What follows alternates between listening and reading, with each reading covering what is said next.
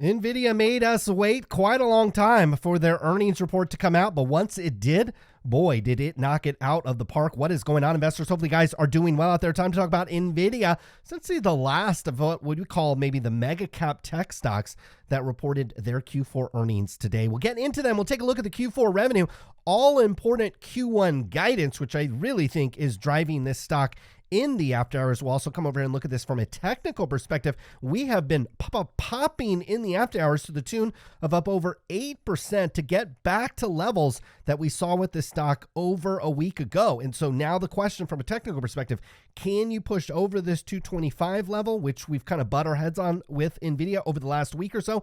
Can it power up through that? If you power up through that level, oh my goodness, you're probably retesting highs back up at 320. If the stock gets rejected here, probably creates buying opportunities. Now, let's wait on that and let's get into the Q4 results. $6.05 billion worth of revenue.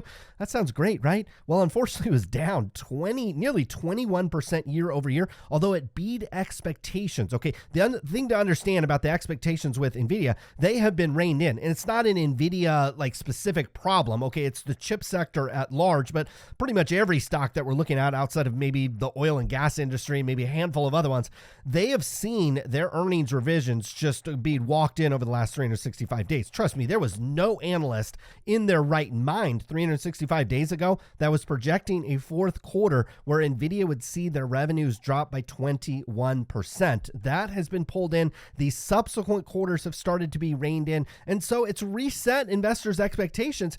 And I tell you what, Nvidia's done a nice job kind of hitting it out of the park. Now, I think the stock is popping in the fact that we got first quarter guidance. So that's the upcoming quarter. That's the earnings report that we'll wait on another 3 months from now from Nvidia. Well, they reaffirmed some things. Look, $6.5 billion worth of revenue expected. Okay, sequentially, we're going to go from 6.05 up to $6.5 billion. That's certainly a bright spot. Year over year, you are still going to have a pretty big drop. You're going to have about a 20% drop on your revenues year over year. So this company is still contracting from a revenue perspective. But look, Wall Street was expecting $6.3 billion. So they're guiding over and above where Wall Street had it pegged at. And that tends to send your stock higher, even though the expectations for Nvidia have been reined in. It also gives us more confidence about Q2, Q3, Q4, where we're actually going to see a reacceleration of revenue growth, particularly in Q3 and Q4. Well, I tell you what, if we can hit the mark in Q1, it gives us more confidence for Q3, Q4. That's really what you're buying the stock to when you're buying this stock at today's price. Now, over to the all-important revenue by the different business segments that Nvidia operates under. All-important gaming, we actually saw some strength there. This is very good. They launched a product in the quarter sequentially, so quarter over quarter. We'll call that 1.6 billion up to 1.8. That's a positive, in my opinion. You kind of stop the bleeding. Now, year over year, you're still down big in this unit. 3.4 billion down to 1.8 billion dollars. Obviously, a lot of people upgraded their GPUs during the pandemic. There was a lot of crypto mining that was going on that was kind of absorbing a lot of the GPU supply as well. Now, we will get over to the balance sheet here in a second. Nvidia has an inventory problem, much like the other chip makers that we've looked at in the most recent quarter, Intel and AMD. Most notably, they have an inventory problem, but they don't seem to have a problem still printing high gross profits and net income. We'll talk about more of that in a second. Now, the data center as well, doing quite well. Now, sequentially, that actually declined from $3.8 billion down to $3.6 billion. But if you look at it on a full year basis, you still have some growth here. And so investors are going to want to see that growth. You're going to get running up into some very difficult comps on that business unit in the coming quarters. We'll see if Nvidia is able to deliver growth there. Now, when we come over to the financials, tell you what, if I didn't tell you what company this is, you might have to have a little trash can and a little doggy bag to throw up in. These financials are really not that great for Nvidia. $7.6 billion worth of revenue last year, all the way down to $6.05 billion. Still very, very strong gross profit, okay? From about $5 billion down to $3.8 billion.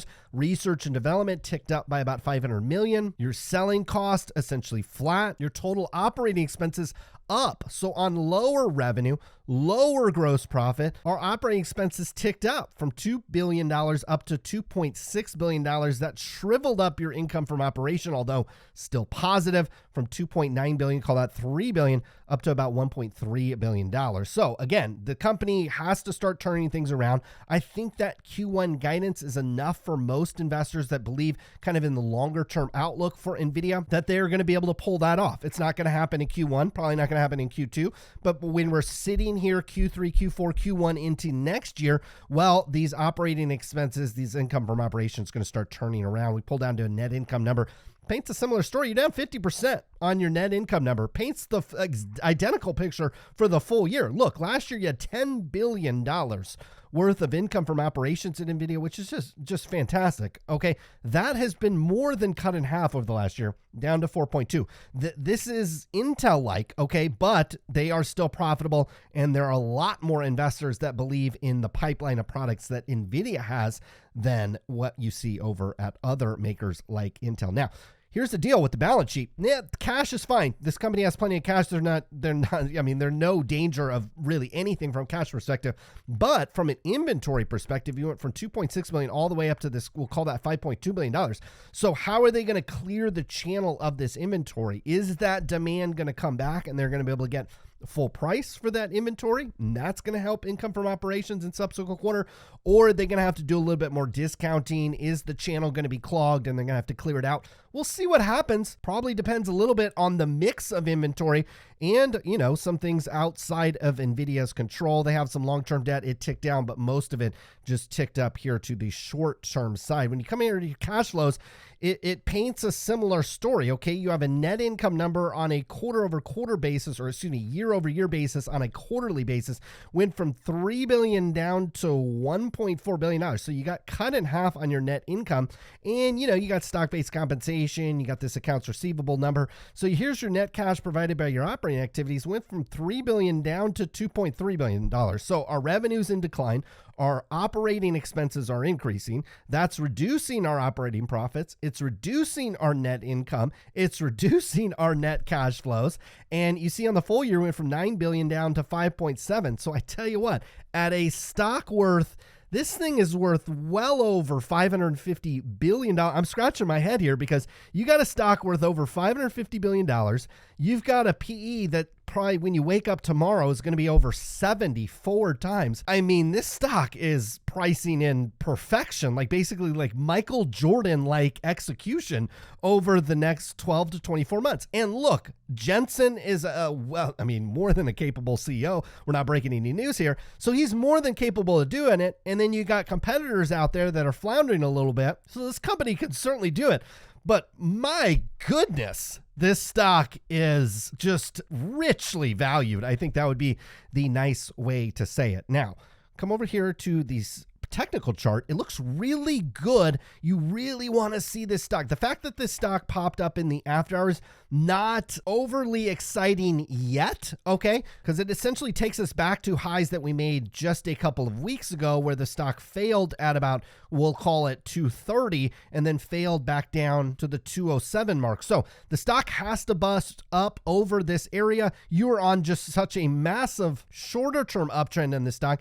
Intermediate term off the lows back in October. I mean, you've basically gone up 100% on this stock. So at some point, it's got to take a breather. I tell you what, if I'm an accumulator of Nvidia stock, I want this stock to take a breather. From a technical perspective, you get a pullback south of about, we'll call it 190, 195, anywhere down in this range, kind of with a 1.8 beginning with the stock.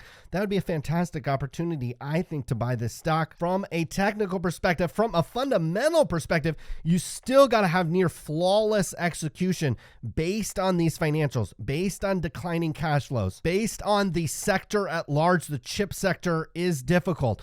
And just understand, I love Nvidia. They have great products. It's a market leader, but we are still talking about a company worth well north of $550 billion. That's more than Facebook. That's like 3 times what Netflix is likely worth.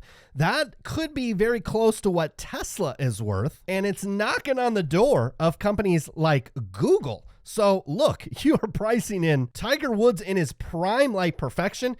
And maybe Nvidia is going to be able to do it, because I tell you what, if they are able to reaccelerate their revenue growth in Q3 and beyond back up to this 20% level, well, yeah, you're still paying a steep price, but the company will actually deliver on it. That's the risk today. If I owned Nvidia stock, I wouldn't sell it unless I was more worried about shorter term profits. But this is not an area where I'd be overly excited about piling into a company that already has a premium valuation and from a technical perspective also priced in a lot of that performance already. Hopefully guys enjoyed today's video. Join us again on Friday where we recap more of this with Nvidia and the rest of the mega cap tech stocks. Hopefully guys have a great day out there. Good luck with your investments.